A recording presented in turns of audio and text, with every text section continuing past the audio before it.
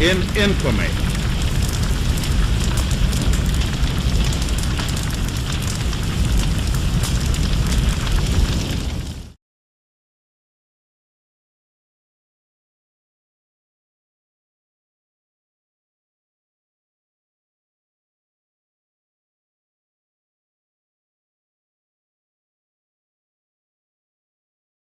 From the NBC newsroom in New York, President Roosevelt said in a statement today that the Japanese have attacked Pearl Harbor, Hawaii, from the air. I'll repeat that. President Roosevelt says that the Japanese have attacked Pearl Harbor in Hawaii from the air. Ladies and gentlemen, a special announcement. The entire regular personnel of the sheriff's and police office has been placed on a 2-platoon basis with 12-hour shift. All auxiliary personnel has been directed to stand by for emergency service instructions. The regular county defense program is in manner, and citizens are urged to remain calm and avoid all unnecessary confusion because of hysteria. Citizen volunteers are asked to go quietly to their nearest police or fire stations and offer their services if they wish to help. There is no immediate cause for alarm, and coolness will accomplish more than anything else. Go ahead, Honolulu. Several planes have been shot down, and anti-aircraft gunnery is very heavy. All lines of communication seem to be down between the various Army posts. Everyone here in the islands were taken by surprise by the attack, and even yet it's difficult for some people to believe that our air raid on these beautiful islands has actually happened and that lives have been lost. After the attack on Pearl Harbor, several squadrons of Japanese planes came in from the south, dropping bombs and incendiary bombs over the city. One bomb dropped in front of the governor's mansion. Traffic is almost at a standstill. At Pearl Harbor, 3 ships were attacked. The Oklahoma was set afire. There is great activity there now in clearing the debris. The governor has proclaimed a state of emergency. The Army has issued orders for all people, the civilian population, to remain off the streets. After machine gunning Ford Island, the first Japanese planes moved to Hickam Field. There were 350 men killed in a direct bomb hit on the barracks at Hickam Field. A bulletin from New York. The Japanese took over the American Shanghai Power and Light Company this morning. This news came hours after the bombing of Honolulu. This is the National Broadcasting Company.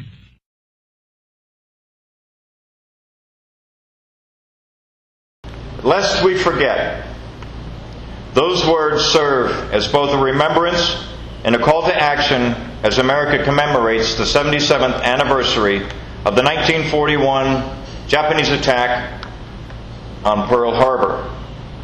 On December 7th, 1941, the United States of America will be forever changed.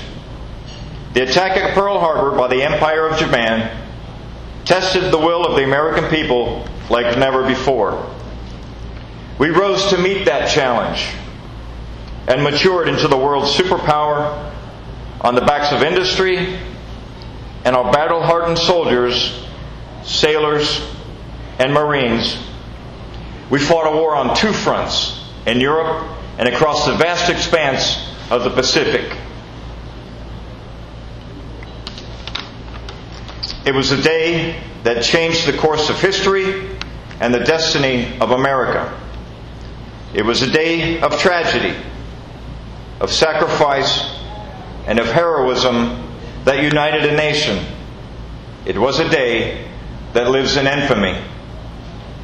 On this National Pearl Harbor Remembrance Day, let us take a moment, and each in our own way, to honor and be inspired by all who served, and remember those who paid the ultimate sacrifice while fighting to preserve our freedom. Let us also remember President George Bush as the youngest U.S. Navy World War II pilot and the 41st President of the United States.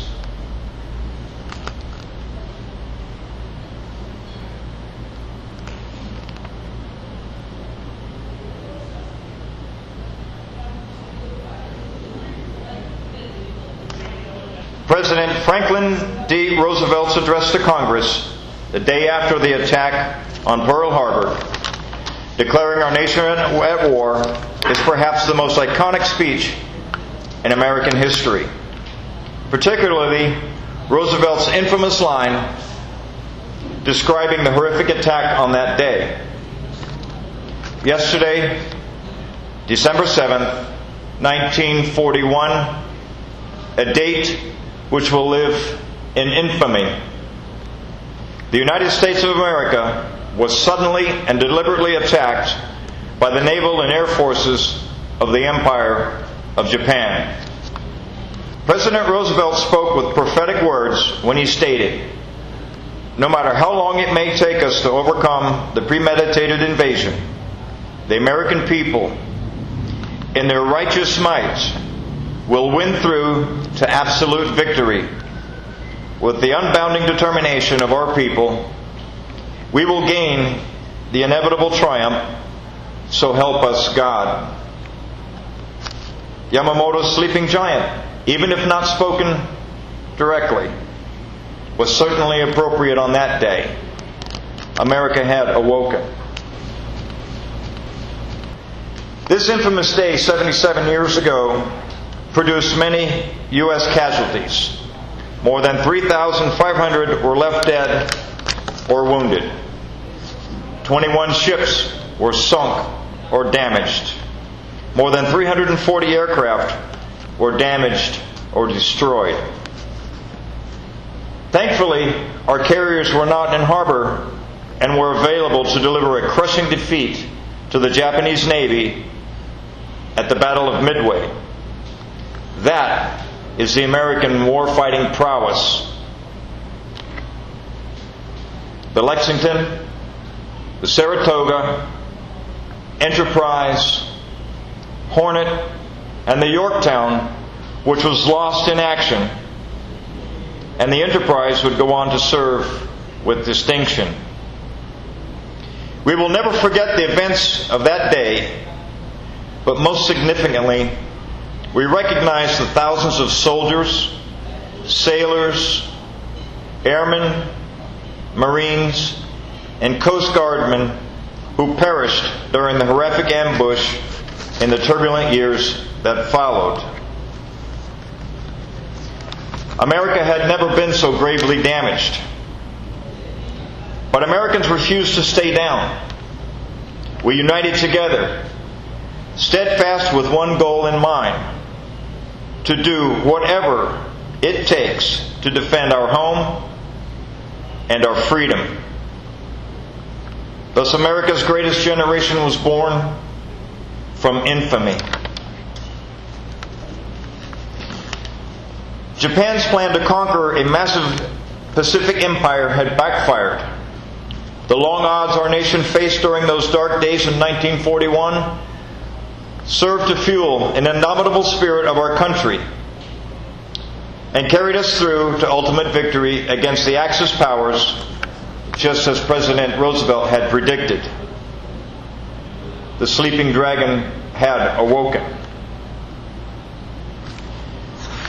The attack on Pearl Harbor taught us that we must be ever vigilant against our enemies, wherever they may be.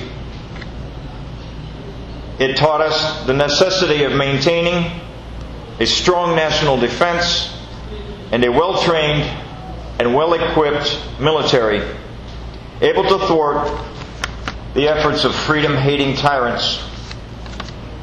The lessons learned from the attack on Pearl Harbor kept our nation safe for nearly 60 years. But the tragic events of 9/11 taught us again how important it is never to let our guard down.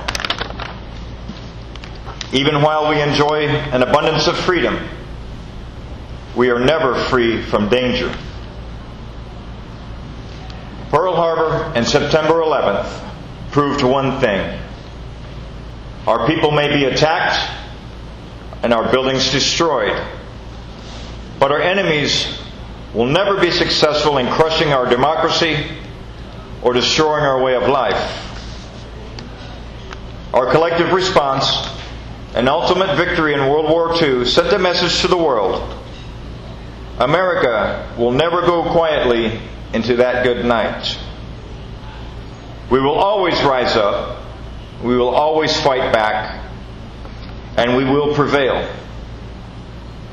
Our troops will answer the call to duty and serve the defense of freedom and democracy.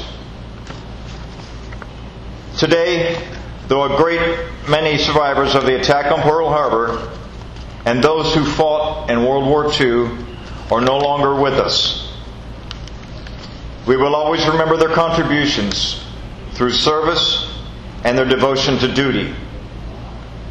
And let us remember all of our brothers and sisters who gave something, and those who gave all to our nation.